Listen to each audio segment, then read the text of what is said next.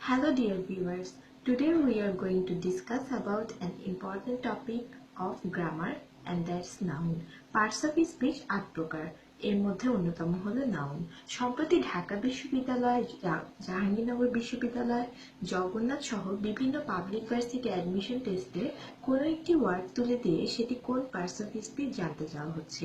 এর মধ্যে বেশিরভাগ কোশ্চেনই জানতে চাওয়া হচ্ছে নাউন থেকে। So let's start the class. প্রথমে আমরা শিখব নাউন চেনার উপায়। সেন্টেন্সে একটি ওয়ার্ডের সাফিক্স দেখে নাউন চেনার উপায়। আচ্ছা, সাফিক্স কি? সাফিক্স হলো যখন একটি সেন্টেন্সের ওয়ার্ডের শেষে একটি প্রত্যয় বা শব্দাংশ যুক্ত থাকবে সেটিকে সাফিক্স বলে। বাংলায় যেটাকে আমরা অনুসর্গ বলি। আর সাফিক্সের মূল অর্থ হলো শব্দের শেষে যে প্রত্যয় যুক্ত থাকে। ভার্বের শেষে টিআইওএন বা এসআইওএন দেখলে আমরা বুঝতে পারবো যে এটি একটি নাউন। যেমন এক্সপ্রেস। এক্সপ্রেস একটি ভার্ব। এক্সপ্রেসের সাথে এসআইওএন যোগ হয়ে এক্সপ্রেশন হয়, তখন এটা নাউন। নেস থাকলে, যেমন কাইন্ডনেস, এটা একটা নাউন। ভার্বের সাথে ইআর ওআর থাকতে, ভার্ব সিং। সিং এটি একটি ভার্ব। সিং এর সাথে ইআর যোগ হয়ে সিঙ্গার, এখানে সিঙ্গার নাউন। মেন্ট থাকলে শব্দের শেষে, যেমন ডিসঅ্যাপয়েন্টমেন্ট, কিংডম। শিপ থাকলে ফ্রেন্ডশিপ। হুড থাকলে চাইল্ডহুড। এই সবগুলোই নাউন। শব্দের শেষে যদি আমরা এরকম নেস, meant, and, dum, sheep, hood এগুলো দেখতে পাই, তাহলে আমরা সহজেই বুঝতে পারবো এগুলো নাউন। এরপর আমরা শিখব সেন্টেন্সের স্থান দেখে আমরা কিভাবে নাউন চিনতে পারি। স্থানটি সাবজেক্ট অবজেক্ট হলে তা নাউন। এক্সাম্পল হিসেবে আমি বলবো cooperation is a must for good governance.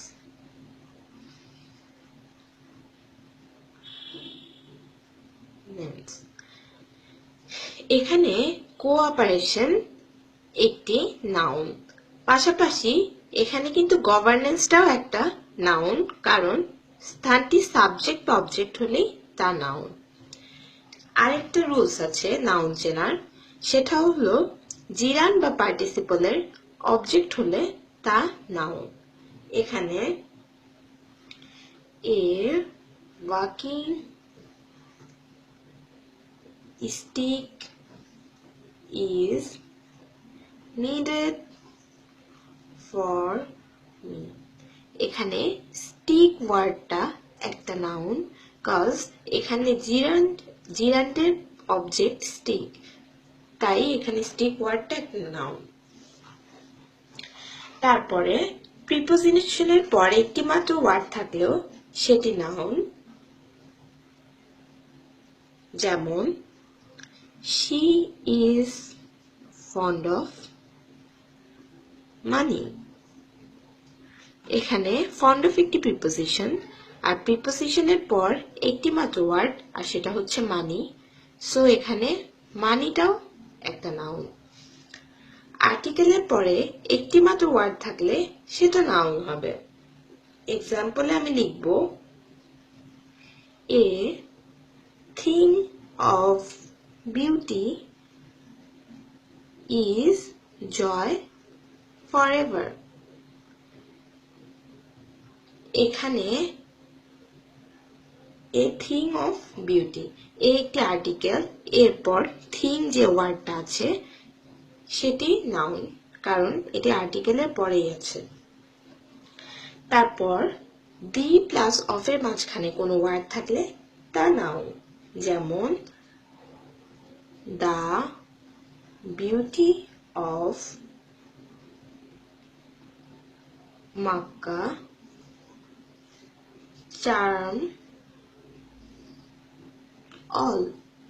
এখানে দি আর অফ এর মাঝখানে বিউটি ওয়ার্ডটা একটা নাউন, এটি দি আর অফ এর মাঝখানে আছে, এটি একটি নাউন। এরপরে অ্যাডজেক্টিভের পরে একটি মাত্র ওয়ার্ড থাকলে তা নিশ্চিতভাবে নাউন। যেমন I rebuked her for such a bad behavior. এখানে ব্যাড যে ওয়ার্ডটি সেটি একটি অ্যাডজেক্টিভ, আর ব্যাড এর পর একটি মাত্র ওয়ার্ড আছে, সেটি হচ্ছে বিহেভিয়ার। এখানে বিহেভিয়ার ওয়ার্ডটি একটি নাউন। এখন আমরা শিখব কাউন্টেবল এবং আনকাউন্টেবল নাউন। কাউন্টেবল এবং আনকাউন্টেবল নাউনের কিছু রুলস আছে। এগুলোর জন্য একটি সহজ উপায় হচ্ছে, কাউন্টেবল নাউনের জন্য আমরা একটি কমন ওয়ার্ড সিলেক্ট করব, বয়, আর আনকাউন্টেবল নাউনের জন্য একটি কমন ওয়ার্ড সিলেক্ট করব, সেটা হচ্ছে অয়েল। এভাবে যদি আমরা শিখি তাহলে আমাদের কাউন্টেবল এবং আনকাউন্টেবলের কিছু রুলস আছে, সেগুলো আর কখনো ভুল হবে না। তো দেখি এখন কাউন্টেবল নাউনের জন্য আমরা যদি বয় ওয়ার্ডটিকে সিলেক্ট করি তাহলেই দেখতে পাবো যে কাউন্টেবল নাউনের সাথে সরাসরি এ বা এন বসে। যেমন এ বয়। আনকাউন্টেবল নাউনের সাথে সরাসরি এ বা এন বসে না। যেমন এ অয়েল কিন্তু কখনোই হয় না। কিন্তু এ বা এন বসানোর একটি অন্য নিয়ম আছে। যেমন এ কাপ অফ অয়েল, এটা কিন্তু আমরা লিখতে পারবো, এটা কারেক্ট। তারপরে কাউন্টেবল নাউনের সাথে এস বা ইএস যোগ করা যায়। যেমন বয়েজ। এখানে কিন্তু কোনো ভুল নেই, কিন্তু আনকাউন্টেবল নাউনের সাথে এস বা ইএস যোগ করা যায় না। আনকাউন্টেবল নাউন আজীবন সিঙ্গুলার। যেমন অয়েলস কিন্তু কখনোই হয় না, যেমন রাইসেসও হয় না। এগুলো আনকাউন্টেবল নাউন, এগুলোর সাথে এস বা ইএস যোগ করা যাবে না, সব সময় সিঙ্গুলার রাখতে হবে। কাউন্টেবল নাউনের সাথে পূর্ণ সংখ্যা বসানো যাবে। যেমন 5 বয়েজ। আনকাউন্টেবল নাউনের সাথে পূর্ণ সংখ্যা বসানো যাবে না, কখনোই কিন্তু 5 অয়েলস এরকম হয় না, বা 5 রাইসেসও হয় না। কিন্তু 5 ব্যাগস অফ রাইস এটা কিন্তু লিখতে পারবে, সরাসরি পূর্ণ সংখ্যা বসানো যাবে না। তারপরে কাউন্টেবল নাউনের পূর্বে many, a number of, several, few, fewer, fewest, a few, the few, only a few এগুলো বসানো যাবে। যেমন many boys, a number of boys. Uncountable নাউনের পূর্বে much, the amount of, little, less, least, a little, the little, only a little এগুলো বসানো যাবে। যেমন much oil, only a little water এরকম। এরপর আমরা শিখব কিছু আনকাউন্টেবল নাউনের example. Bread, furniture, jewellery, news, money, machinery, knowledge, food, music, poetry etcetera. এরকম অনেক আনকাউন্টেবল নাউন আছে। তোমরা যদি আরো কয়েকটা গ্রামার বই দেখো তখন দেখতে পারবে যে আরো অনেক ধরনের আনকাউন্টেবল নাউন উদাহরণ সহ দেওয়া আছে। আনকাউন্টেবল নাউনের সাথে এস বা ইএস যোগ করা যাবে না, কিন্তু এখানে ব্রেড, তারপরে ফুড এগুলো অনেকে ভাবে কি ব্রেড তো আমরা গুনতে পারি, তো এটা কিভাবে আনকাউন্টেবল নাউন হয়। কিন্তু ব্রেড কিন্তু আনকাউন্টেবল নাউন। তুমি কিন্তু ব্রেডস লিখতে পারবে না, ব্রেডস লেখা যাবে না, লিখতে হবে সাম পিসেস অফ ব্রেড। এগুলো হচ্ছে আনকাউন্টেবল নাউন।